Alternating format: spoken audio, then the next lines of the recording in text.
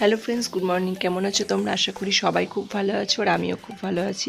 আমি ঘরকন্যা চ্যানেলে তোমাদের আরও একবার স্বাগত জানাই। তা সকাল সকাল বসে পড়েছি। আর কি বলো তো, আমি ভীষণ চা ভালোবাসি, মানে আগে ভালোবাসতাম না, এখন না খেলে কেমন যেন একটা ফাঁকা ফাঁকা লাগে। তাই সকালবেলায় 1 কাপ চা, 2টো বাসি লুচি আর 2টো বিস্কুট নিয়ে বসে পড়েছি খেতে। আর এদিকে পাখিদের বিস্কুট দিয়ে দিলাম। আজকে কি বলো তো বন্ধুরা, একটাও বা কাক এলো না, জানি না কেন। তা জানো তো বন্ধুরা, আমি দিয়ে চলে এসেছিলাম, তা একটু পরে এসেছিল কাক। কেন বলো তো, এবার আজকে না সকাল সকাল কাকদের খাবার দেওয়া হয়ে গেছে। আর ওরা ঠিক বুঝতে পারে, ওদের একটা টাইম আছে। আমি প্রত্যেকটা দিন 7টায় খাবার দিই, ওই কারণে ওরা সেই টাইমটাতেই ঘুরঘুর করে। জানি না ওরা কি করে বুঝতে পারে। আমি যদি আগে বা পরে খাবার দিই না, ওরা ঠিক আসতে চায় না। আমি এটা খেয়াল করে দেখেছি। আজকে একটু সকাল সকাল খাবার দিয়েছি, একটা পাখি কাক বলতে কিচ্ছু আসেনি, সেটা তোমরা দেখতেই পেলে। যে আমি খাবার দিয়ে আর চা খেয়ে দুটো বাসি লুচি খেয়ে দেখো কাজে নেমে পড়েছি কোমর বেঁধে। আর সকালবেলায় কী বলো তো, ওয়েদারটা তোমাদের দেখালাম, মেঘাচ্ছন্ন, আকাশটা ঝড়ো ঝড়ো করছে। হলে কী হবে, প্রচুর গুমসুমি গরম, এত গরম বলা যাবে না। আমি একবারে কোমর বেঁধে কাজে নেমে পড়েছি, কারণ সকাল সকাল যদি কাজে না নামা হয় না, ভীষণ দেরি হয়ে যায়। সকালবেলা ঝাড়টা দিয়ে আগে জলটা, মানে এই সকালবেলায় ঠান্ডা ঠান্ডা জল ভরে না রাখলে কি অসুবিধা বলো তো। একটু জল ছিল না বোতলে, ওই কারণে জলগুলো আরও ভরে নিলাম। আর আমি সাধারণত জল ভরি সেই দুপুরের দিকে। এরকম মধ্যে অনেক কাজ করেছি, ভেবো না সকালবেলা উঠেই চাটা খেয়েই ভিজে ভাত নেব, এটা কিন্তু খবরদার ভেবো না। কি হাসির মজা বলো তো। অনেকটা সময় আমি তোমাদের সামনে ছিলাম না, তোমাদের সামনে কাজ শেয়ার করতে পারিনি, ওই কারণে সকালের জল খাবারে দেখো আলু সেদ্ধ, আমার ছেলে মুড়ি দিয়ে খেতে ভীষণ ভালোবাসে, সন্দেশ নিয়েছে। আর এদিকে সকালের জলখাবার খেয়ে চলে এসেছি রান্নায়। এদিকে ভাতটা উপর দিয়ে দিয়েছি, আর এদিকে আমি মুসুরির ডালটা সেদ্ধ করে নিয়েছিলাম। আর এদিকে ডালটা সোমবার দেবো, আজকে রান্না বিশেষ কিছু করব না। আজকে এই মুসুরির ডাল আর হচ্ছে তোমার আলু সেদ্ধ আর হচ্ছে আলু পটল ভাজা। তবে কী বলো তো, আলু সেদ্ধটা আমি একটু বেশি করেই করে নিয়েছিলাম। সকালে দেখতেই পেয়েছো ভিজে ভাত খেয়েছি আলু সেদ্ধ দিয়ে। আমার না পান্তা ভাত খেতে আলু সেদ্ধ কাঁচা পেঁয়াজ দিয়ে মেখে খেতে ভীষণ ভালো লাগে। কার কার এই পান্তা ভাত খেতে বা ভিজে ভাত খেতে আলু সেদ্ধ দিয়ে ভালো লাগে, আমাকে কমেন্টে অবশ্যই জানাবে। আমার তো ভীষণ প্রিয়। আর প্রচুর গরম করছিল বলে আগের দিন একটু ভাত রেখে দিয়েছিলাম। তো আমার ডালটা সোমবারে দেওয়া হয়ে গেল। আর কি বলো তো বন্ধুরা, তোমাদের সঙ্গে না একটা কথা শেয়ার করা আছে আমার। সেটা হচ্ছে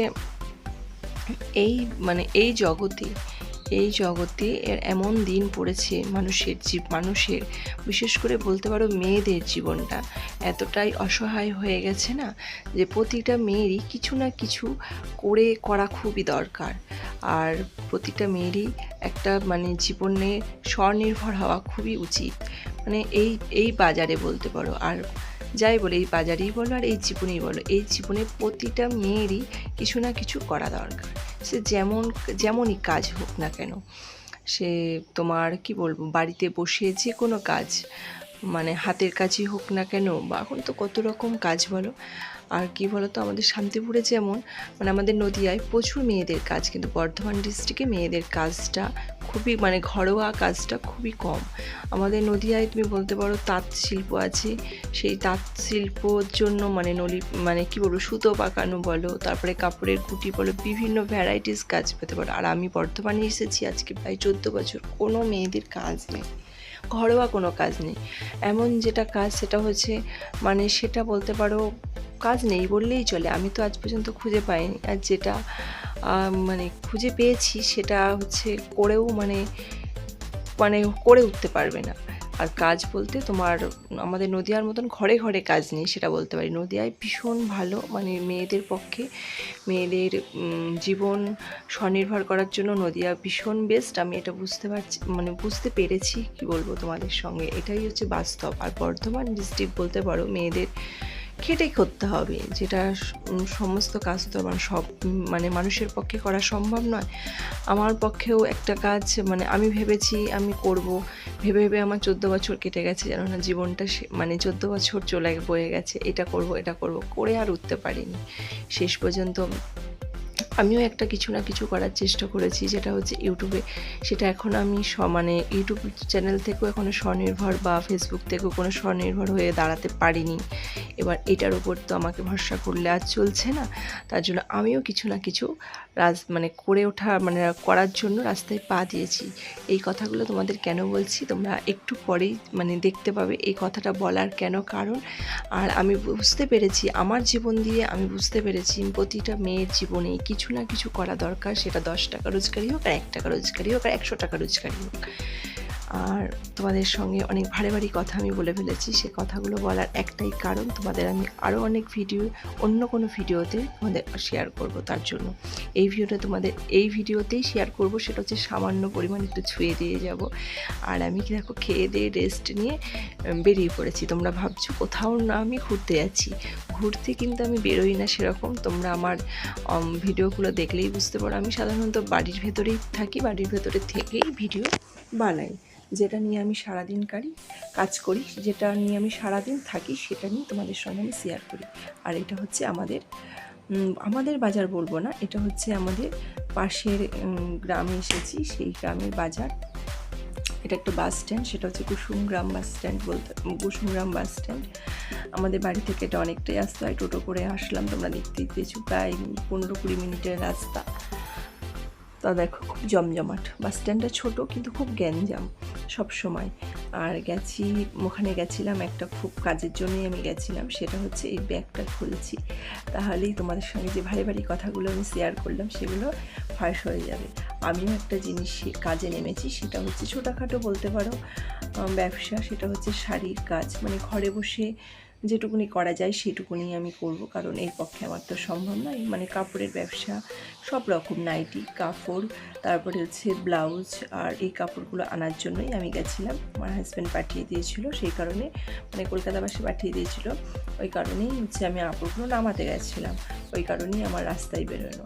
আর আমি দেখছি কাপড়গুলো সব ঠিকঠাক আছে কিনা, ঠিকঠাক তো থাকবেই, অসুবিধা কিছু নেই। কী পাঠিয়েছে, সব থেকে মেইন কথা হচ্ছে কী পাঠিয়েছে, কেমন ধরনের কাপড় পাঠিয়েছে সেগুলো দেখার জন্যই আমি ব্যাগটা খুলছি। আর আমি কাপড়গুলো দেখছি। আর এই বাক্সটা পাঠিয়েছিল কাপড়ে, এই বাক্সটার মধ্যে আছে তোমার 10টা কাপড়, একই কালার না, কালার আলাদা, ডিজাইন এক, 10টা কাপড় নিতে হবে। এই বাক্সটা নিলে দেখেছো একই ডিজাইন। আর আমি কালারগুলো দেখার জন্য বাক্সটা খুলছি, আর এই কাপড়টা খুলছি, দেখো তোমাদের দেখো কাপড়টা খোলা যেন সুতো বেরিয়ে আছে। আমি দেখছি কাপড়টা কি ছেঁড়া বেরোলো, আমি ওই জন্য ভালো করে দেখছি। যাই হোক, কাপড়ের ডিজাইনটা কিন্তু খুব সুন্দর, আর প্রতিটা কালার 10টা কালারই কিন্তু খুব সুন্দর। আমার তো দেখে মনে হচ্ছে ব্যবসা করার আগে আমি করে নিই, আমি পরে নিই শাড়িগুলো। আর তাই জন্য দেখছি আর ভাবছি যে শাড়িগুলো কি সুন্দর দেখতে। আমি কিন্তু শাড়ি সেরকম পরি না, তবুও আমার শাড়ির প্রতি ভীষণ লোভ। দেখো সমস্ত কাপড় চোপড় গুটিয়ে আমি সন্ধ্যাবেলা টিফিন নিয়ে বসে পড়েছি, একটু পরোটা, একটু মিষ্টি, এদিকে ছেলেকেও দিলাম, এদিকে আমিও খেয়ে নিচ্ছি। আর একটু না খেলে না পেটটা ছুঁচোয় টন মারছে, খিদে পেয়েছে যেটা বলতে পারো। আর আমার একটা অভ্যাস, সন্ধ্যাবেলায় কিছু না কিছু আমাকে খেতেই হবে, চায়ের সঙ্গে বিস্কুট, নাহলে মুড়ি, হালকা পাতলা কিছু খেতেই হবে। আর আজকে একটু খিদেই পেয়ে গেছিলো, অনেক সকাল খাওয়া হয়ে গেছিলো, ওই জন্য আজকে একটু ভারী কিছু খেলাম, পরোটা আর মিষ্টি। আর আমার ছেলে বলছে, মা তুমি দুটো পরোটা নিয়েছো, আমাকে একটা দিয়েছো, কেন দিয়েছো, ভাত খেতে পারবে না বলে। তাহলে বন্ধুরা আজকে ভিডিওটা আমি এখানেই শেষ করছি। যদি আমার ভিডিওটাতে কিছু ভালো লেগে তাহলে একটা লাইক করে তোমরা সুস্থ থেকো, ভালো থেকো, সাবধানে থেকো। দেখা হচ্ছে অন্য একটি ব্লগ।